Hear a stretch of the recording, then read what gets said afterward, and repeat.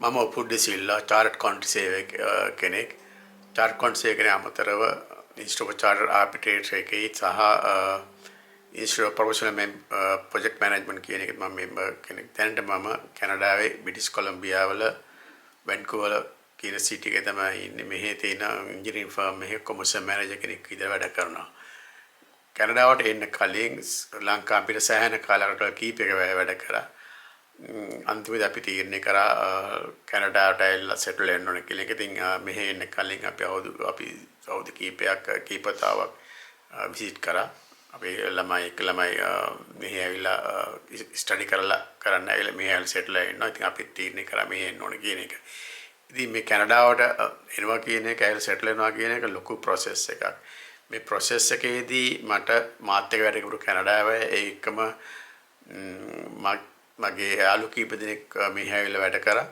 ඉතින් ඒ ඇත්ත එක්ක කනෙක්ට් වෙලා එයාගෙන් සෑහෙන ඉන්ෆර්මේෂන් ටිකක් මට හම්බුණා. මෙහි එන්නේ කොහොමද, මෙහි මොනවද තියෙන චැලෙන්ජස්, කොහොමද මෙහි ඇවිල්ලා සෙටල් වෙන්න ඕන, මෙහි තියෙන ෆැසිලිටිස්, ඩිෆිකල්ටිස් සෑහෙන දේවල් මට විස්තර කරගුවා. ඉතින් මම වගේම ලංකාවේ ඉඳලා හරි නැත්නම් වෙන රටක ඉඳලා හරි මෙහි ඇවිල්ලා සෙටල් වෙන ඒකම මෙහි සමහර වෙලාවට ළමයි මෙහි එවන්නේ නැහැ. එහෙම කට්ටිය ඉන්න පුළුවන්. ඉතින් ඒකට ගොඩක් කට්ටියට මට වගේ යාළුවෝ කනෙක්ෂන් එකක් තියෙන පුළුවන්. ඉතින් මේ YouTube channel එකේ එක බලාපොරොත්තුවක් තමයි මගේ මේ එක්ස්පීරියන්ස් එක ෂෙයා කරගන්න. මම කොහොමද ආවේ, එතෙන් දුන චැලෙන්ජස් මොනවද, කොහොමද අපි ඒක සක්සස් කරේ, ඒකම දැනට මොනවද වෙන්නේ. මෙහි විතරක් නෙවෙයි, මෙහි අපි අපිට මුලින්ම ගයක් හොයාගන්නේ කොහොමද, රස්සාවක් හොයාගන්නේ කොහොමද, මොකද මෙහි කල්චර් ගොඩාක් වෙනස් ලංකාවට වඩා. ඒක මෙහි බැංකින් සිස්ටම් එක, ටැක්ස් සිස්ටම් එක ඒ ගොඩාක් වෙනස්. අපි මෙහි ආවට පස්සේ තියෙන ලොකුම දේ තමයි මෙහි ඇවිල්ලා අපිට මැච්චර ජොබ් එකක් හොයාගන්න. ඉතින් සමහර අයට මෙහි මැච්චර ජොබ් සමහර අයට හම්බ වෙන්නේ නැහැ. මොකද මෙහි කැනඩාවේ මගේ එක්ස්පීරියන්ස් තමයි මෙහි කැනේඩියන් කම්පනීස් හොයනවා එක්ක කැනඩාවේ ක්වොලිෆිකේෂන් එකක්, එහෙම නැත්නම් කැනඩියන් එක්ස්පීරියන්ස් කෙනෙක්. ඉතින් පිටරටින් යන අයට මේ දෙක මේකේ මේ එක්ස්පීරියන්ස් කෙනෙක් තියෙන පුළුවන්. නමුත් කැනඩාවේ ක්වොලිෆිකේෂන් හදාගන්න පුළුවන්. ඉතින් මම එනකොට මට මගේ ප්‍රොෆෙෂන් එකේ මොනවද, ප්‍රොෆෙෂනල් මෙම්බර්ෂිප් එක ඕන් මොකක්ද කියලා කැනඩියන් ඉන්ස්ටිටියුට් ඔෆ් කවුන්ටි සේවකේ ප්‍රොෆෙෂනල් මෙම්බර්ෂිප් එක ගත්තා. ඉතින් ඒ වගේ මම PMP කියන එක්සෑම් එක ලංකාවේ පිළිති මේ කැනඩාවේ පිළිති කරා. ඉතින් ඒ වගේ මෙහෙට ඕන මෙහි ජොබ් වලට අවශ්‍ය යම් ක්වොලිෆිකේෂන් එකක් හදාගෙන තමයි ආවේ. ඒක ඇත්තට මට ඇවිල්ලා මාස 3ක් වගේ ඇතුළත මට කොමර්ෂල් මැනේජර් පොසිෂන් එකකට මේ ජොබ් එක මට හම්බුණා.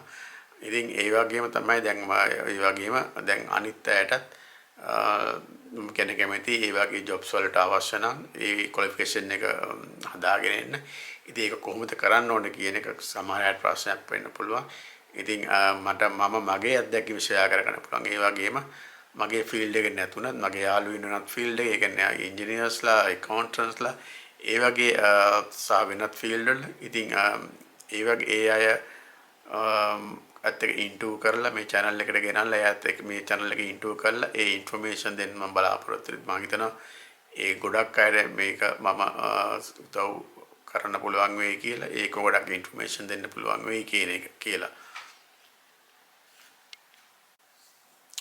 තව එකක් කරන්න බලාපොරොත්තු වෙලා ඉන්නවා.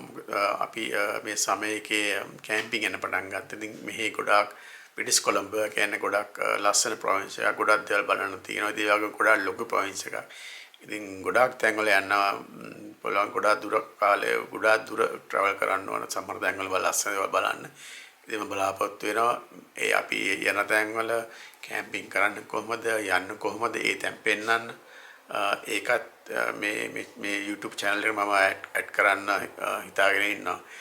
ඉතින් ඔයාලා කැනඩාවට එන්න අදහසක් තියෙනවා, එක්කම කැනඩාව ගැන දැනගන්න ඉන්ට්‍රස්ට් එකක් තියෙනවනම් මාත් එක්ක ජොයින් වෙන්න. මම මේ ඉස්සරහට මේකේ ස්ටෙප් බයි ස්ටෙප් කොහොමද එන්න ඕන, මොකද්ද කරගන්න ඕන, මෙහාම තියෙන කොහොමද වෙන්න ඕන, අපිට කොහෙද යන්න පුළුවන්.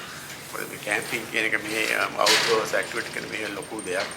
ඒ වගේ ගොඩාක් දේවල් තියෙනවා. ඉතින් ඒකම මේක කාලයකට සමයක විතර වඩා කරන්න පුළුවන් වින්ටර් එකට කැම්පින් එක කරන්න අමාරුයි. නමුත් වෙන වෙන ඇක්ටිවිටීස් තියෙනවා.